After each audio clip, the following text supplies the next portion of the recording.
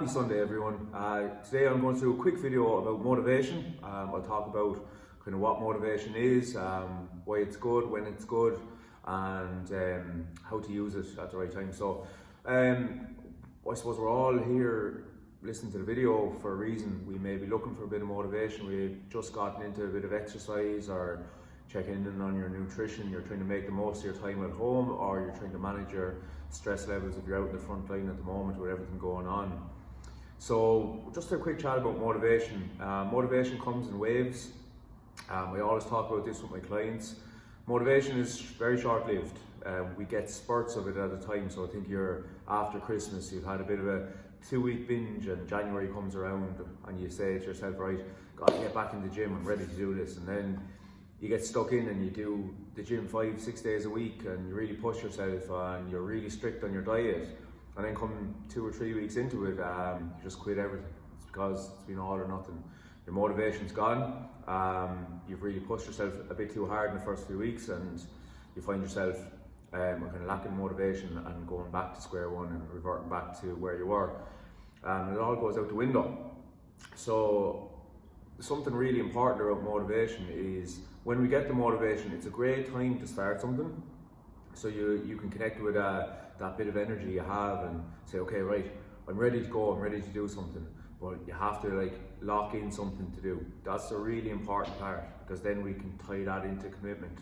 Commitment outweighs motivation all the time. So we use motivation to get started. So you're ready to go, you're ready to get things done. You may have started the home workouts this week, you may be checking in on your nutrition, different things like that. So you have all that done and you're doing great, but it's about sustainability and keeping that going over the long term. So one thing you'll need to do is try to figure out some sort of goal for yourself, a reason why it's important for you to keep going. When we think about goals, make them as SMART as possible. So your SMART, your specific, measurable, achievable, realistic and timely goals is super important to enable you to keep going and keep committed to what you want to achieve, even when your motivation goes. So for example, for me, when I was starting my weight loss journey back in 2016, I was 142 kilos at my heaviest, and I signed up with a nutrition coach at the time, and at the first part of the program I was expecting to be told what to eat, this, that and the other, and it never happened. I was asked why did I want to lose weight, and I'd have to answer that question. So I'd say, well, because it's the right thing to do, it's healthy, it'll be good for me. And I'd get asked the question again, why is it good for you? Well, it's going to give me some self-confidence, it's I'll fit into clothes better. And then, why is that important for me, he'd say. And I'd have to answer again, well, I'll be a healthier version of myself, I might live longer, I might be able to do a bit more activity. And he'd ask again, why is that important? And I'd have to say, well, a bit of self-confidence, I'll be able to live longer for my children, I'll be able to be active with them while they're young, things like that. So it will keep going until you find something that's really important to you. And then it didn't become a weight loss journey anymore, it became something much more important to me and tangible that I was going to achieve from it. So I had motivation starting when I got stuck in, but then all of a sudden, because I connected with something that was really important to me and the reasons why I wanted to achieve what I was looking to achieve, it meant that I could hold on to that when the motivation wasn't there. So when I wasn't really feeling it on a day, I'd remember, okay, why am I doing this? I'm doing this because I want to play with my kids, I want to run around with them, I don't want to die when I'm young because of heart disease, because I just kept eating all the time, and overeating, and I didn't incorporate any activity into my life, so my heart and lungs aren't strong, I don't have a great immune system, So all that stuff, I connect with that when I wasn't really feeling it, and that would keep me going. So any of you watching are feeling motivated at the moment, you want to get into the home workouts. I see everybody's out doing a bit of walking and trying to get a bit of running in, going to parks, and it's super, it's great. But it's a great time to build up that consistency, not overdo it. So I don't want you to do too much too soon, but to make better choices. And then when all of this kind of winds down, you'll come out a much stronger, sustainable version of yourself, where you can incorporate this sort of active lifestyle a lot more, much bigger focus on your health and wellness. So back to the SMART goals, like specific, you know, if it's a term of a fat loss goal or a weight gain goal, you want to put on muscle maybe, or just weight in general, you need to identify numbers, you make it specific. So for an example would be someone might want to lose a stone, and that's a number. So they have something specific to work towards. It needs to be measurable, so for something like a fat loss goal or a weight loss goal, you need to measure yourself. So you need to hop on the scales, take measurements with a tape, and take photos. Photos is probably the best one because this will give you the best marker for yourself. You actually see your body composition change. Weight is made up of fat, muscle, and water. So, like if we hop on the scales and it tells us a number, 4 or 5 weeks down the line, the number mightn't have changed much, but your body composition might have. You might have built muscle, lost fat, and you may not be carrying as much water. So, so that means the weighing scales might say, okay, you're not achieving your goals, but then you look at a picture you took at the start and the picture you took 4 or 5 weeks later, and all of a sudden you can see, you know, more definition in an area. You can see that fat is coming off an area, and that gives you a measurement to measure against. So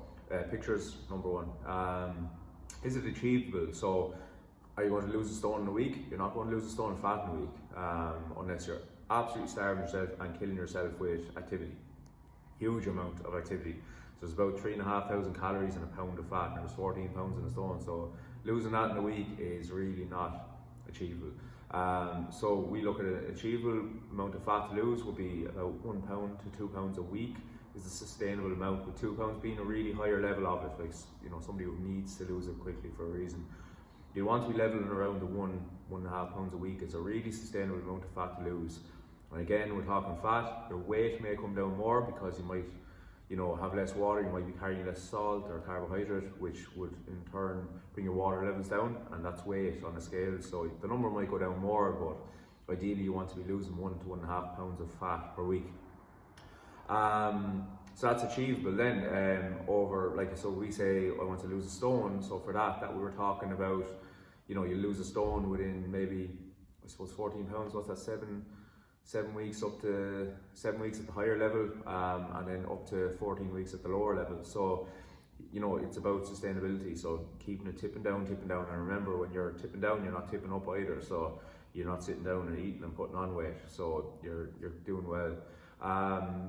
Is it realistic then? You know, do you have the means necessary to do it? Do you have, you know, are you able to shop? Are you able to cook? Do you have an understanding of food in general, of calories, and how to manage them, that you know that you're losing weight, or are you able to incorporate extra activity into your daily routine? And they're really important then in terms of coming into a calorie deficit. And then you're talking timely. Is it timely? Is it the right time? So like if you're out on the front line at the moment and you're really stressed daily with everything you have to do at the moment, like getting out and, you know, managing patients in the hospital, managing all the stress that's going on, constantly having to wear gear, and, you know, worrying about family and friends and not being able to see them, and worrying about catching it yourself and things like that.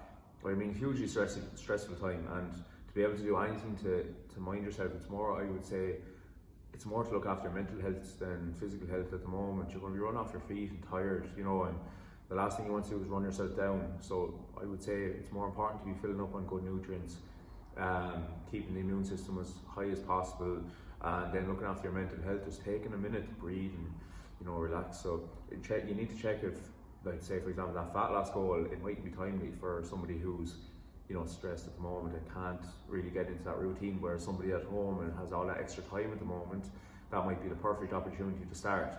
So it's just about figuring out what is your goal at the moment. So is it like fat loss? Is it muscle gain? Is it running a race at some stage in the future? Is it, you know, being able to walk for 40 minutes? Or is it just managing your mental health and looking after yourself?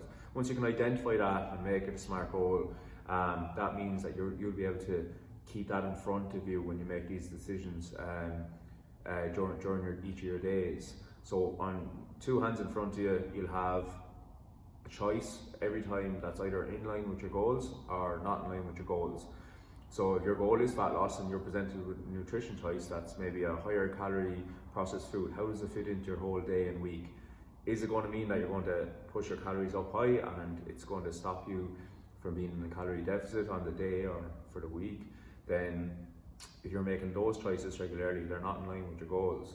Whereas you have a better choice here of something that keeps you in your calorie deficit in line with your goal and keeps you going, so it's going to keep you under on the day for the week, and you have a choice to make there. So when you have that choice to make, you need to connect it to your goals. So my goal is to lose fat. I have two choices. This is not going to let me lose fat. This is. So you make that choice there and then. You go, okay, I'm going to take this choice. If you take this choice, there's nothing wrong with that. I want you to take that choice. Then you need to wipe the slate clean, not feel guilty about it, and move on. And the next choice you get, more than likely make this one then. And once you're making this one, 80-90% of the time, this isn't going to kill you. Sometimes you just need to indulge a little, or you need to, do something that social or whatever it might be, just to get that little release of endorphins. So make those choices when you really need them, and live with them, and don't feel guilty. Enjoy them, and then make these most of the time, the ones that are in line with your goals. And that's when you're talking about sustainable change and a very balanced lifestyle. So just around motivation again, to recap, motivation is short-lived, commitment is long-lived. You want to use motivation to kickstart something, and then you need a goal and be committed to that goal to take the real sustainable long-term change out of it. So make sure that you pick something. If you have any questions, just ask. If you're not sure about your goal and you need to tease it out or check if it's smarter, and just don't be afraid to shoot me a message. This is what I do. I'll look after you, and I'll help you through whatever I can. So yeah, I hope you enjoyed the video. I hope I didn't waffle too much, and looking forward to working with you all during the week again on the home workouts. So thanks for listening. Have a good day.